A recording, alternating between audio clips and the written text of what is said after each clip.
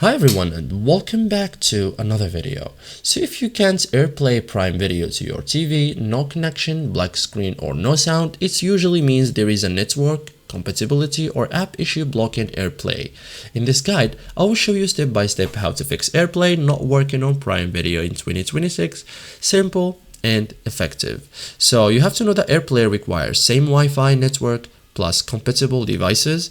It works best with Apple TV or AirPlay supported TVs. Some content may have streaming restrictions, so focus on network plus compatibility. Okay, so first thing, connect to the same Wi-Fi network. Okay, so make sure your iPhone, iPad and TV are on the same Wi-Fi. Avoid guest networks. It's required for AirPlay to work. Otherwise, restart your devices like restart your iPhone or iPad, restart your TV or Apple TV, and restart your router. This fixes most connection issues. You can also reconnect AirPlay like open Prime Video, tap the AirPlay icon, select your TV again, and this refreshes connection.